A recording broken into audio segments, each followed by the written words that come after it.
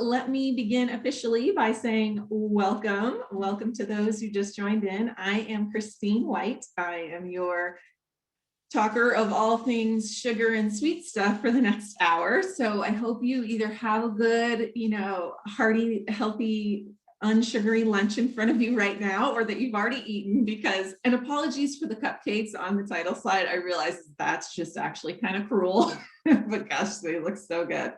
But that's what we're going to talk about, right? Because temptation is all around at all times. So we need to know how to deal with that. So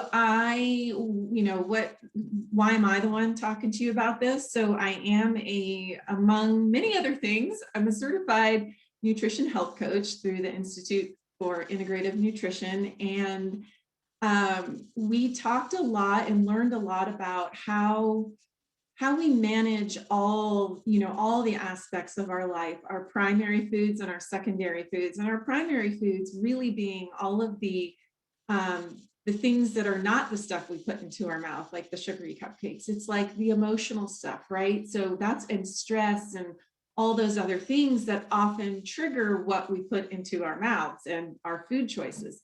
So that's what we're going to talk a lot about today. But I would be remiss if I didn't give you, some of us need that little extra scientific boost, or the, kind of the whys to do something to get there. So I will talk about, some of the ways that some of the things that sugar does detrimentally to us, maybe some common sense things you already know about, but maybe some things you hadn't considered. And then also it's just sometimes it's that good little, kick in the butt that we need to get us back on track, or think about things in a different way. So we really are going to talk about how sugar is an addiction, right? And how it's not just, I am not a fan of deprivation in any way. We deprive ourselves of something that we really love. After a while, no matter what it is, or how committed we are, right? After a while, we're going to fall off that wagon. And sometimes we fall face first, being dragged behind the wagon. And it's very hard to climb back up. And when we do, we're in shambles. So we don't want that to happen, right? So we're going to talk about ways to kind of navigate around it, to really switch our palate and switch our brain, the way it's wired, all those good things. Just talk to my daughter. I have a 12-year-old, and she's been hearing about this since day one. And she's a good lived experience of it, where it's all about making healthy choices. But when you get caught up in that addiction loop, sugar addiction loop, it's really hard to get out. So let's move on through. Let's see if it's gonna, oh, there we go. Okay, sorry, looking around my screens. Because my slideshow doesn't seem to want to do its thing. Okay. So here's what we're going to talk about. Like I said, we are going to talk about how too much sugar can damage our body and our mind, where the sugar hides. Spoiler alert, it's everywhere, places you might not even think about, right? Or you might not want to think about. So you got to become a food label detective. And then we're going to explore, what are your sugar craving triggers? Because identifying them is really the first step. And then what can you do to help manage them when they do come up? And then some healthier sugar substitutes. And when I say that, I don't mean little powdered chemicals that are in our packet. No, because actually, again, spoiler alert, those can make life harder for you too. Can make your sugar addiction more difficult. By using the substitutes. And then I got this great list of, I think it's 15 ways to kick your sugar habit, depending on where you're at with it. Okay, so let's just jump right in and talk about how this is a nationwide addiction epidemic. That sounds really severe. And for those who aren't there, kind of who don't think of themselves as a sweet tooth, think this sounds really, extreme, but it's not. So how addicted are we really? Let's take a look at that. Well, 66 pounds of sugar per year is how addicted we are as Americans. That is 3 times too much of how much sugar we should be consuming. So we're also going to talk about, what do you crave?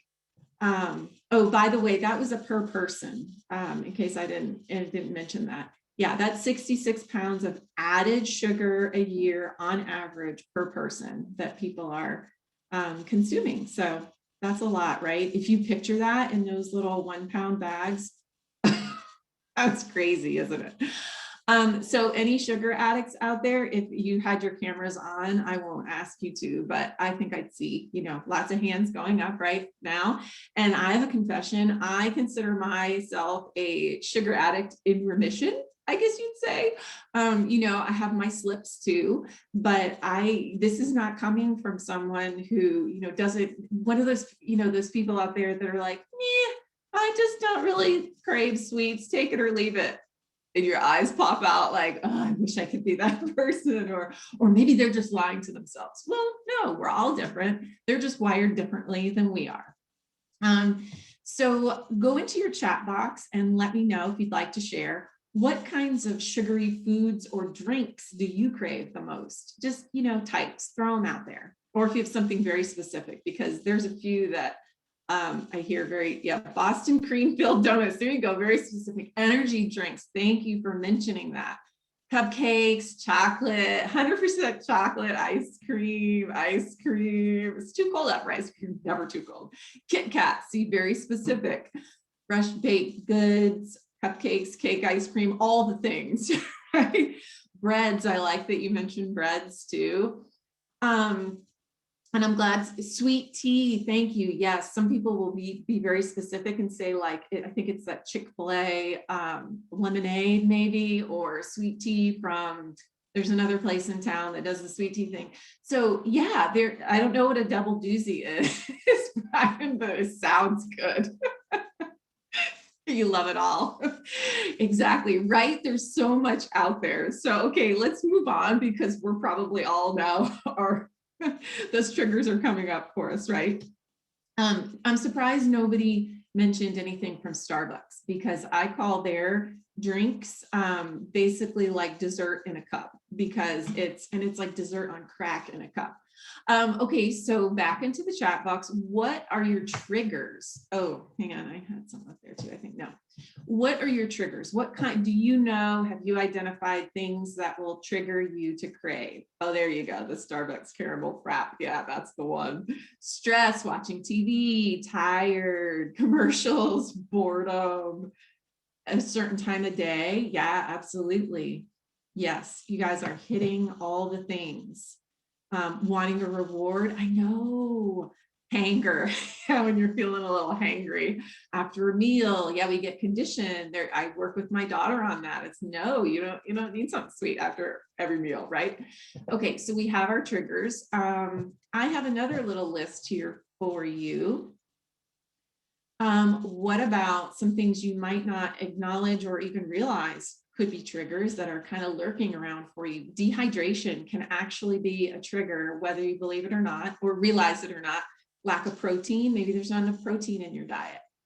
Your hormones, I'm surprised nobody mentioned that. Maybe they didn't want to be so revealing, but I'll tell you, hormones can trigger it. All the hormones too. Don't forget there's like stress hormones, cortisol, right?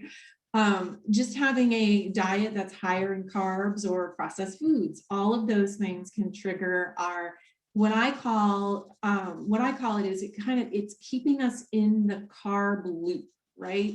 It's hard to get out of. So even savory carbs, if you're big on pastas and breads and those kinds of things, even if they're not sweet to the taste, they can keep you caught up in that sugar craving loop too.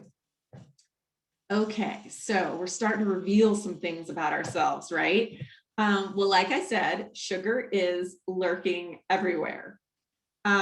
So some are more obvious places than others, but perhaps some are surprising. So let's see. So then it's the how much, right? So I like to cue to something like tomato sauce. Tomatoes are already, kind of sweet enough, really. So if you've ever made your own tomato sauce or, tomato-based dish at home, do you feel the need to add 11 grams of sugar for every cup? No, you don't. And it tastes amazing. So there are lots of places where there's extra added sugar that just does not need to be there.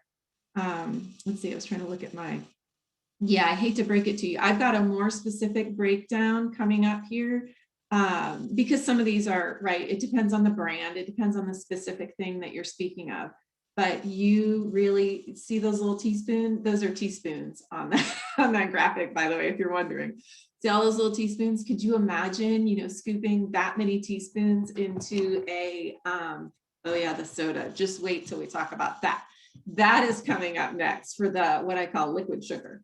Okay, so moving on to, or continuing on with, well, where it hides, maybe where it's lurking in places that that you might not be considering. So you might consider that something like orange juice probably has lots of natural sugars. Okay, so at least they're natural, right? But juices are very high in sugar, and now you don't have the extra fiber if you had eaten the whole fruit, but you have squeezed out the juice from many, many, many fruits. You would never have eaten that many fruits in one sitting, right? And now you don't have that fiber to fill you up. So liquid sugar in general, that's a tricky one, even when it's something, considered natural and healthy. But what about other things on this list? One of my favorites to point to, anything in a bottle that comes from the grocery store. We're going to talk about being a food label detective, because it's ridiculous how much sugar is put into some of these bottled goods. And again, if you made them at home, you would never even put sugar in it, and it would taste probably even better.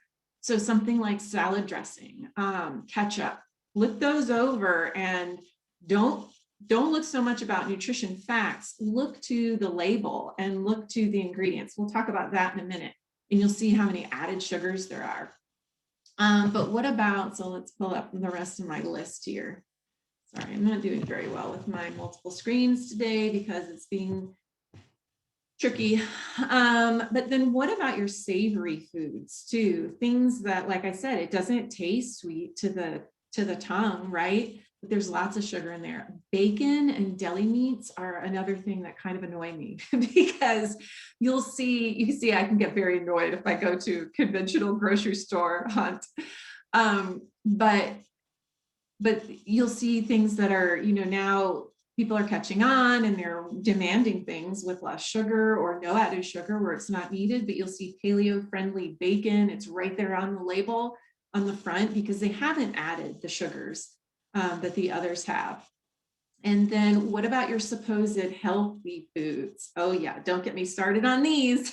The granola bars and the breakfast cereals, things sold as protein bars. Oh, the protein cereals. Yeah, those are really crazy. And then frozen and prepared foods, there's a lot in there. And pretty much all processed foods are going to have added sugar in there that really may or may not be needed. What was I going to tell? Oh, Cheerios protein. I don't know if it's still out there on the shelves, but it is targeted. It's targeted at it as adults, as hey, you want to get more protein into your breakfast, but you're not an eggs and bacon kind of person or whatever it is. So here's a cereal with protein in it. Well, it has 16 grams of added sugar per small serving. And we know we don't ever eat that tiny little serving as a bowl of cereal, right? We might eat 2 or 3 at a time. 16 grams of added sugar to something sold as protein. So you're thinking, well, that's what it has the most of. So again, all that tricky labeling. Okay, so let's talk about liquid sugar. Because this one's might raise some eyebrows, or I'm not going to ask you to, raise your hand on this one. But here's my little rethink your drink poster. This is actually a photo. That's why it looks a little fuzzy. It's a photo of a poster I made. I should have brought it in here and held it up because I went looking for, I was like, wow, they actually still sell sugar cubes. People use those for their tea, I guess. But yes, they do. Okay, so, without your camera on, raise your hand to yourself if you've ever had one of these, minus that one down at the right-hand corner. That's my little haha water with no sugar cubes in it. But so we're going to look at these because there's a lot here that is that can be very eye-opening. So you might think, well, duh, Christine, Mountain Dew. Yeah, we all know that has sugar and all the nasty stuff. We know what we're getting into if we drink one of those, right? Okay, but did you know exactly how much? Mountain Dew has 19 teaspoons of sugar in it. And let's see, so I've got the little chart there in the middle. Again, I don't know if you can read that exactly. But the American Heart Association recommends the daily intake of added sugars for men, women, and children. For men, it's 9 teaspoons. For women, it's 6. And for children, it's 3. And I might even challenge you on some of that. But anyway, that's what they say. So what was that again? 9 teaspoons daily, shouldn't exceed for men. So we're taking even the highest one for men. The Mountain Dew has 19 teaspoons. So you down one of those, your body doesn't feel full, so you didn't eat anything. So you haven't, like taken up other stuff that you would have eaten. It is just inundating your body with sugar. But the things that really drive me nuts are the things that are, once again, sold as healthy. Vitamin water. Check out the vitamin water. It has, it's vitamin water power C. So you're thinking, woo, super healthy. 8 teaspoons of sugar. So for men, you've already, or for women, you've already exceeded, and men, you're almost there. And that's just for your standard, 20 ounce. But that Arizona green tea with ginseng and honey, I'm sorry if that's your fave. I think the label's very pretty, but yeah, that one has 8 teaspoons as well. So again, it's just about keeping it all in check in reality. And for liquid sugar in particular, the most critical piece is that you haven't actually eaten something, that might also have other, fiber, nutritious filling aspects to it. Okay, so moving on, I won't, that's not meant to shame anybody, by the way. This is just about getting it all out there. Okay, so sugar disguise. Talked about this already, that it is hidden everywhere. And this is where we start to get into our label detective mode. Okay, so sugar comes in a long list of disguises, right? It's naturally occurring, though, in the wholesome foods that we get from nature, like our fruits and some of our vegetables and some milks if you do dairy. So we really do get enough natural sugars from all of those natural foods. We don't have to introduce all of this added sugar, but processed foods or fast foods bring that into the diet. Now we're on this perpetual roller coaster, right? You know what a sugar high feels like. You also know what the crash feels like when you come down from it on that wild ride. So it's not just weight gain that we're talking about, but serious disease and illness as well. Okay, so lots of words so go into the chat box. You've heard me ramble enough here. Go into the chat box and type some, give us some of the words that you've seen on labels that mean sugar. What's out there that really just means it's some form of sugar? What else is it? Dextrose, high fructose corn syrup, fructose, yeah, all the oses. If it ends in ose, corn syrup, yes. If it's a syrup or an ose, it's definitely, some kind of sweetener for sure. Awesome. Okay. So yeah, you guys got some of the highlights. Are you ready for this? Are you ready for my list of 60 different names for sugar? And this is not exhaustive. There's more. Surely you'll see some on here. You're like, but Christine, honey's not bad. Or what about this agave I hear all about? Well, it's still a sweetener, right? So when it comes down to something like this label, this is a granola bar. I bet you can figure it out. It's a granola bar label. See all those little arrows? Those are all different types of sugar in your one little granola bar. Was that really necessary? Because I don't know about you, but I've made granola bars at home. How many sweeteners did I put in it? One. Some honey, some local honey that has some health benefits too, and tastes amazing. Tasted way better than that packaged thing. That has to be shelf stable, all of that, I get it, but it does not need all those sugars, but it's keeping us addicted. So moving on, if you're totally disgusted by that list, good, you should be, because I am too. You're all going to become these food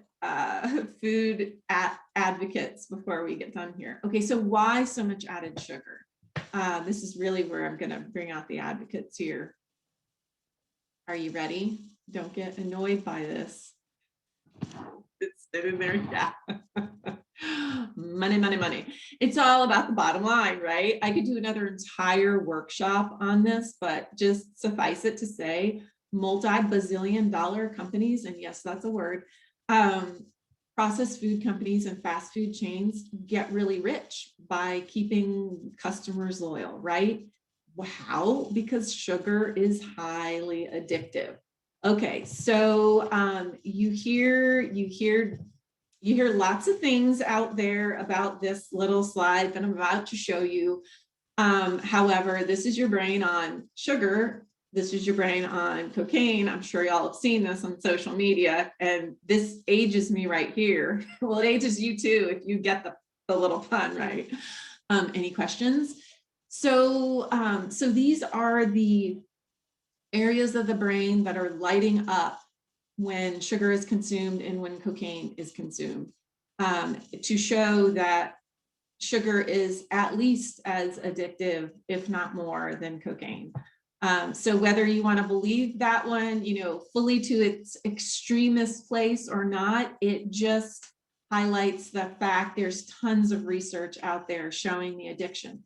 But I'm not telling you this to let you off the hook, but because I think knowledge is power, right? It's important for us to understand our bodies and the way they work, not to say, well, I just can't help it. It's just how I'm wired. I was born a sweet tooth, or, whatever we say to fool ourselves. But we also know that we can make good choices. So how does sugar wreak havoc on our bodies? Well, we've got lots of ways. So we have weight gain that leads to obesity. We have type 2 diabetes.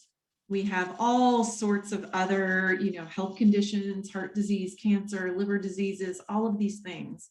Here's one of my favorites to say, it mucks up your gut. Because that sounds disgusting, right? Well, it is.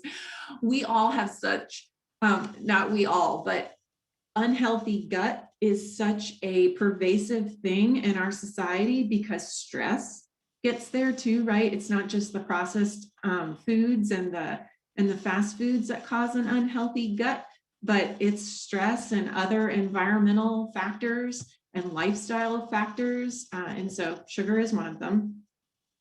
Skin problems, even hormonal imbalances. We talk about those hormones, right?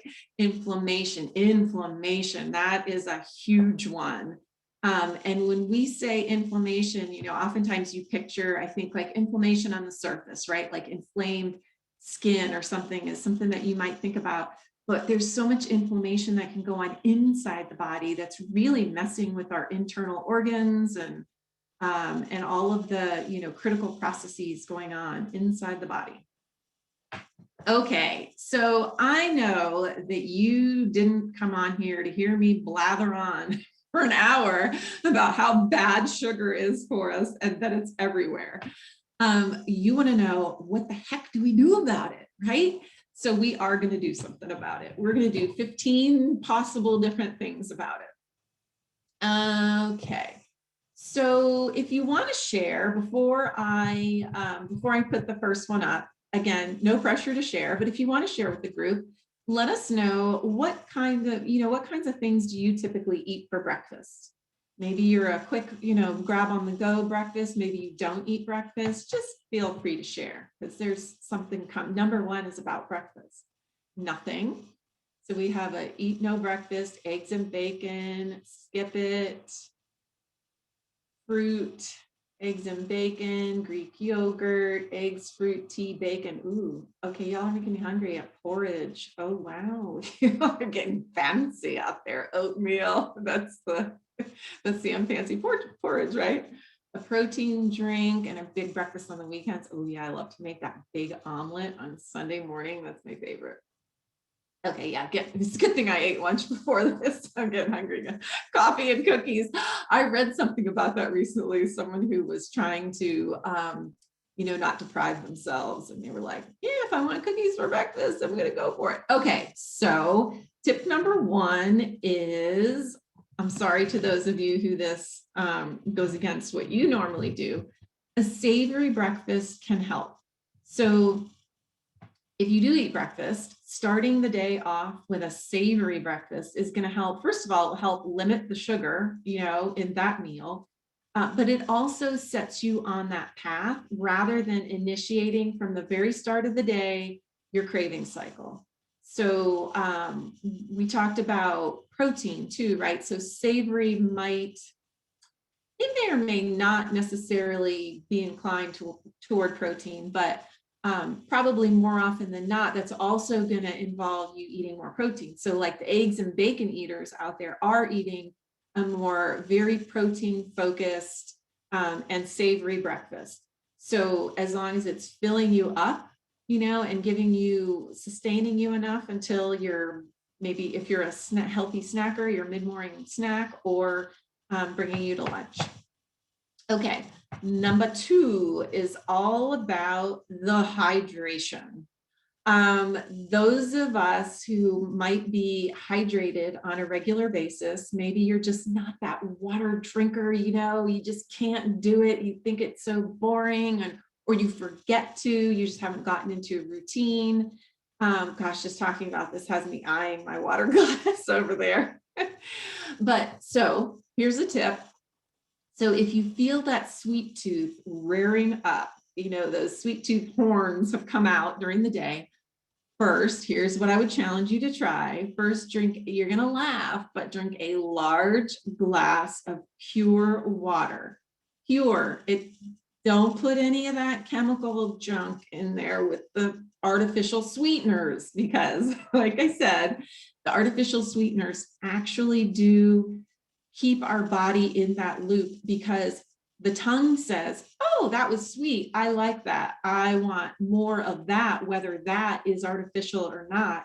Now your eyes see the donut in the break room, back when we shared food in break rooms with people, but that'll come back again. And then it's stuck in the sweet loop, right? So back to the water, pure water, hydration, because dehydration often is a culprit. And the hydration will also give you a little bit of an energy boost too, which might be the reason for the craving as well. So give it a try, and then, wait 30 minutes if you can, wait 15 minutes and see how it passes.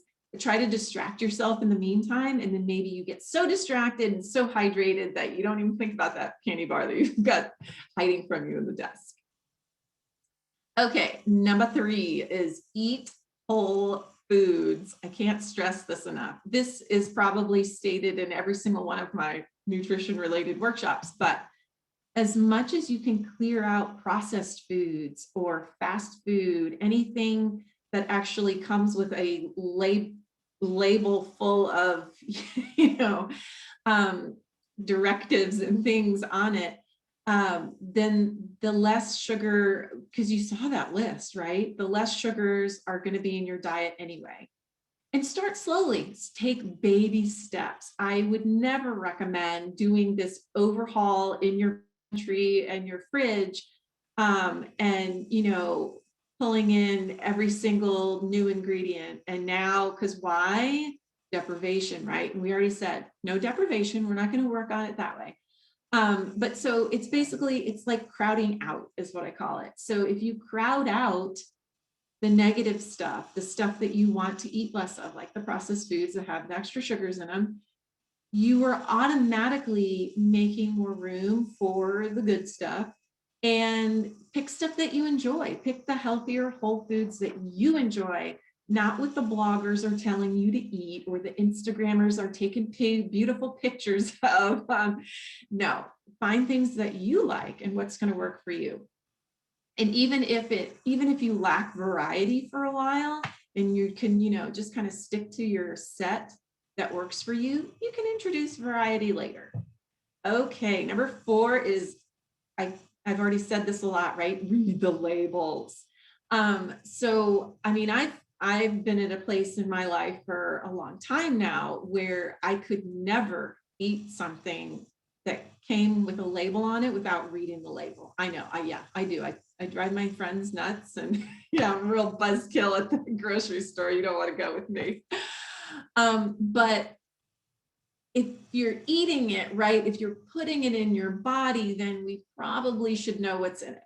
So the more, and my eye doesn't necessarily go to this, you have the big, you've got those big words, nutrition facts that were required by the FDA to be put on all labels. And there's things that are required to be in there. And then the rest, it's like, you're on your own, right? It should be required to say, eat at your own risk, right? But I guess those multi-bazillion-dollar companies would fight that, and then they wouldn't sell anything. But no, my eye searches for what's oftentimes the itty bitty, like in 2-point type ingredients list. I want to know what the heck's actually in here, not how many grams of some category of something is in here, but I want to know what went into this. And if I look at that label and it's, first of all, a mile long, and that mile isn't like vitamins or something, because those could stretch pretty quickly. But if it's a mile long of these very long words that I don't know what they are, I would struggle to pronounce them. And I surely couldn't, here's a great test. I couldn't imagine what that item looks like in its whole form. Right? So if you read a label that says it has, apples in it and eggs, whatever, you can imagine that in its whole form. Now, it might look different now. It's been processed to some point, and it might look different now, and things have been done to it, but you could at least imagine what it looked like originally. That's a start. That's a closer to whole food that's been processed, right? So minimally processed would be kind of a place to go. Okay, number 5 is ready to go healthy snacks. So we're all busy, right? Life gets busy. And when hunger strikes and when the craving strikes, we're going to reach for whatever is there. So set yourself up for success. Make sure that there is stuff there. Take a little extra time, a little extra planning, and have some healthy snacks on hand when those cravings kick in. Now, I would recommend something crunchy. No, doesn't necessarily mean like the potato chips or the cheese doodles. Because remember, even those are savory, they got all sorts of stuff in there that's going to trigger your cravings, and sugar, I bet, that you don't realize. But something crunchy, because that signals to your brain that you've eaten. So I saw somebody mention smoothies. Smoothies can be really awesome. But if you drink a smoothie with my daughter, she will remind you or ask you, well, she puts me on notice if we ever have smoothies that we make at home. Mommy, are you chewing your smoothie? Because I taught her, it sounds ridiculous. But the act of chewing helps signal to your brain that you're eating something. Now, a smoothie could be super healthy and chock full of it. Also could be very high calorie, high fat, whatever you're looking for.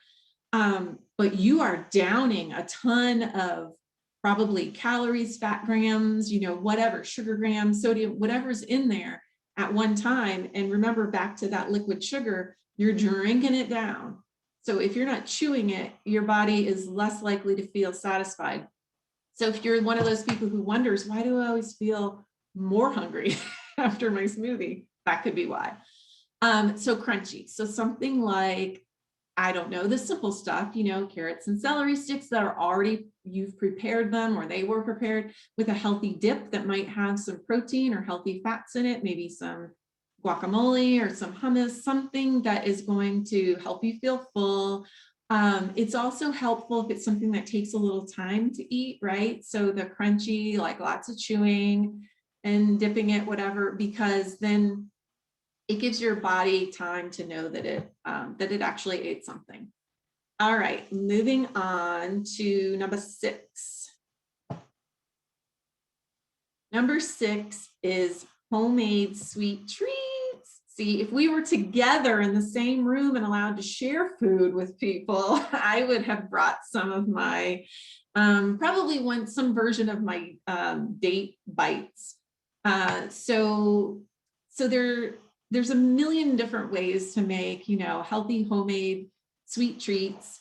As long as you're able to consume them in moderation, right? So when I give the example of dates, dates are like, I call them nature's candy. They are super loaded with sugar. It's healthy sugar. It is, and they have tons of other nutrients in them too. Dates are super healthy for you.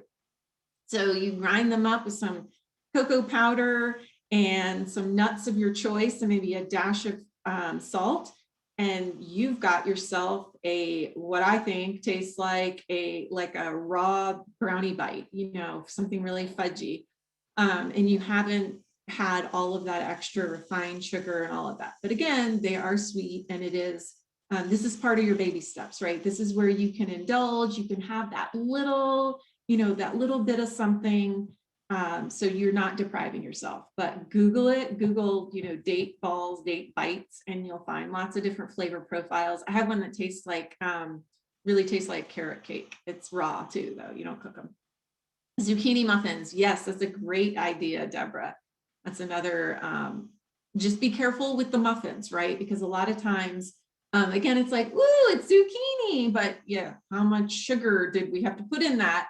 But there are recipes where you don't put a lot, or maybe it's just a little, dollop of honey or something. Okay, here's another one that I'm sure we've all heard before. Don't go to the grocery store hungry, right? So that's what we call shopping smart, and full is what I like to add in there. So it's not just about don't go hungry, but it's also about shopping the perimeter of the store, and don't get sucked into those BOGOs at the front, just blinders on. Pre-pandemic, when Costco was allowed to give samples out, that's what I would say to my daughter. Like if we were on a quick trip to Costco too, I was like, all right, blinders on. They're not looking at anything that we don't need to, so we don't get sucked in. But if you shop the perimeter of the store and mostly avoid the inner aisles as much as, like, don't go browsing, go with a list, don't go hungry, shop the perimeter. We've probably heard that a million times, but they're there. Those rules are there. Mama taught us that for a reason, right? Because it works. It really does. If you have all 3 of those rules in place when you go shopping, you are much more likely to come out of there without a basket full of sugary things that you, oopsie, didn't mean to pick up. Avoid temptations at home. So I don't know about you, but I know where my willpower boundaries are. And if I have it at home, yeah, that's going to be rough to when the craving might kick in, right? Or when the hormones shift, or when the stress, or you're tired, or whatever, if it's there, then you can very easily slip. And just hiding it from yourself, I don't know how that works. If you're one of those people who could do that, good for you, but maybe my memory is too good of where I hid it. But I guess you could have someone in your house hide it from you. And then, it could only be on very rare occasions that you could have the little treat or something. But if it's not there, then you can't succumb to the cravings as they come up. Number 9 is more sweet veggies. Okay, so this is all about the crowding out, right? This isn't, I don't love coming with a big long list of don'ts. I'd rather come with a long list of do's, and then that crowds out the don'ts. So more sweet veggies in your diet will help you subconsciously, I guess, kick those cravings. So what's a sweet veggie? It's something like, well, obviously that picture you've been staring at over there. Oh, my sweet potatoes aren't in that picture, but that's what I really call nature's candy, sweet potato, because, oh my gosh, there's nothing you have to do to it but cook it, and it's amazing. But carrots are a sweet vegetable. Those beets over there count as a sweet vegetable, and do fun things with them, like turn them into chips, or roast them, saute them, eat them raw, shave them into a salad, like do lots of creative things. Just because you don't like them one way, or it doesn't really, appeal to you, try it a different way. Even things like squashes. Did you know onions? Onions are actually considered a sweet veggie too, because when we cook them, it brings out that sweetness. Maybe don't go overkill on the onions, just just the thought, but that counts too. Okay, number 10 is maybe use fruits to quiet that sweet tooth sometimes. You'd be surprised, right? If, like I think Mary mentioned, and a couple others, sometimes it's at the end of a meal, or you've kind of gotten conditioned to have a little something sweet after dinner. So baby steps, right? Don't just feel that you need to go full hog and knock it all out at once. So maybe it's just about shifting. Maybe you keep some berries on hand. Berries are really wonderful fruits with lots of antioxidants. They tend to be lower sugar profiles, and they can satisfy that sweet tooth. So now we don't want to necessarily go piling on all the other stuff we might pile on. So try them natural by themselves and see if that helps. All right, how are we doing? We got about 15 minutes I will run through these last 5 so that we can take any questions. All right, so, oops, I can see it, but you can't. Okay, so number 11, I will say this is outside of pandemic times, but y'all know the office birthday cake thing, right? That is fierce, or just the office break room in general. As we do this go back to work situation over time, avoiding those office birthdays is so tricky. So, you've got the giant cake staring at you, someone's chopping it up into maybe these really big slices, and you don't want to be rude to the birthday person, so you got to go, whatever. Okay, so here's a trick. So schedule an office, or schedule a meeting that's like 5 minutes into that scheduled celebration time, if that's how your office would do it, so that you have just enough time to pop in, sing happy birthday, give the birthday person a hug or a handshake or a, pandemic high five, whatever it is. And then slip on out of there before the official cake cutter starts their thing. So, and it doesn't have to be, it should be a real meeting. So if you want to team up with maybe an office mate or a friend or somebody and make sure that it's a real meeting with a real agenda, something to accomplish. So that's a way to maybe slide through that, because that one is really tricky. Speaking of the office, what about the candy dish? We've all seen the research that shows you're more liked or respected or whatever at the office if you have the candy dish on your desk. And people come by and they visit you. If you're that social person, you like to have that little bait there, to lure them in, whatever it is. So maybe swap it out for something else. We talked about dates already. They make those individually wrapped dates. I don't know, they're not the most pleasant looking things, so that might be weird. But maybe like little tiny, things of packaged nuts or seeds, or those ginger chews that are individually wrapped, or like a fresh fruit bowl if you want to go all out, or maybe it's every now and then, just something that people will enjoy, but it's not your typical candies. Pack your lunch. That's another one. pack your lunch, whether you're, going into an office or you have to be on the road or whatever. Eating out is a big culprit. This is going to save you money, but also you avoid those questions like, would you like to see the dessert menu? And you're like, it's lunchtime. I don't know. Do I?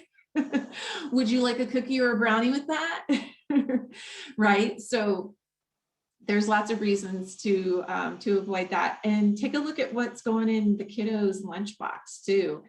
If you Google lunchbox sugar swaps, you'll come up with all sorts of things that you can swap out for sugary treats that you might put in a lunchbox, whether it's yours or the kiddos.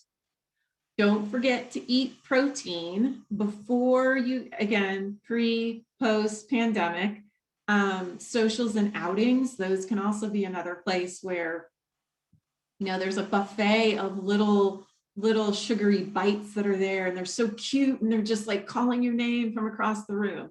So eat some protein before you go to those, so you're less tempted, and then bonus, your friends or coworkers are going to be so jealous of your willpower, and they're going to come to you and be like, how can you do that?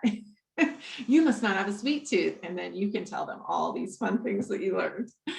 And finally, number 15, somebody, at least one of you mentioned rewards, right? Sugary edible rewards are like a staple in our society, not just for kids, but for adults too. I could do another whole thing on what we feed our kids, but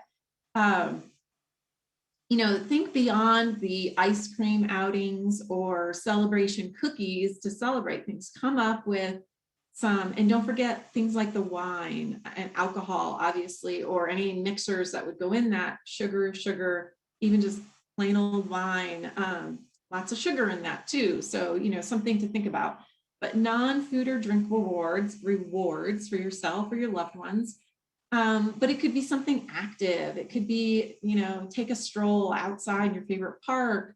Maybe it's a favorite episode of a show that you love, or download some new music to, treat yourself. It's something simple and small that, you've been meaning to do, right? It really, think of a self-care list, plug it in here. Whatever you consider self-care, call a friend who maybe is a sweet tooth too, and can help talk you down off the celebration, sugar celebration ledge, because they'll want to celebrate with you, and then they'll distract you and they'll take you away from that craving. Or maybe it's a hobby, or just some kind of just for you moment, or book or something fun. Do your nails, distract yourself with something that will keep your mind off of it, and also celebrate. Okay, so we are reaching the end. So my final note to you, and we do have a little extra time if people want to explore an issue a little bit more. So here's my final note to you, which this is kind of the overarching theme. When those sugar cravings come a-lurking, come a-knocking, right? Because they will. Take a moment to pause, to reflect on, how you're feeling and what else might be going on with you that might be triggering these cravings right now, and address those things first. So the moment to pause and think about what might have triggered this helps you reflect on the fact that, do like a quick body and mind inventory. Well, I'm really tired. I didn't sleep well last night. I'm really stressed. I'm feeling a little moody. I'm hormonal, or, whatever it is, or I'm dehydrated, all those other things. And whatever you come up with on that list, address those things. Distract yourself by, tackling whatever those things were. And then that helps you have your moment of reset. Is it going to be perfect every time? No, of course not. Perfection is not what we're going for here. We are human after all, right? So, but just thinking back on, reminding yourselves of the reason why you want to support your body with food as fuel, without sabotaging all this hard work that you're doing to maintain a healthy body and mind and all the good stuff that comes along with that. So have a reminder for yourself. If you want to, maybe post something even that kind of inspires you, encourages you, whatever works that way for you. Okay, so we have a little extra time here. If y'all want to go in the chat box, if anybody has any questions or wants to see any more. Okay, I see something coming up. Hang on, I'm just gonna click one more time. Okay. And you're welcome. Okay, any good recommendations for weaning off energy drinks and combating the energy drops? Yes, you're not gonna necessarily like my answer to that. It's gonna be reassess your sleep. Sleep, next month is actually, it's like National Sleep Awareness Month, something like that. So you'll be seeing lots of resources coming out. But yeah, you could definitely be addicted to those energy drinks because you've got the sugar and the caffeine thing going on. So that is like talk about a double doozy or whatever that was that Brian mentioned, which I guess is a treat. That's a double doozy for sure. So hydration, in a more pure sense would be helpful. Reassessing your sleep, anything from, your activity levels, think about those. Because I know it sounds counterintuitive, right? But the more physically active we become on a regular basis, the more energy we'll have. So maybe that's another thing, if you have a sugar craving that strikes and you find that it is because of an energy thing, get up and move around, like swing around, make the blood flow. By the way, I hope it isn't distracting. I've been bobbing around, but I never sit. I have a standing workstation and I love it.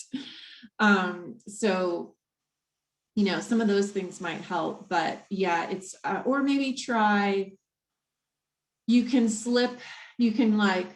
for a weaning effect, maybe try like natural teas. I don't know if you're much of a tea drinker. I personally have never been much of a tea drinker, but like an herbal tea. So herbal teas, not all are naturally caffeine free, but many can be. But then the color range goes from black to green to white.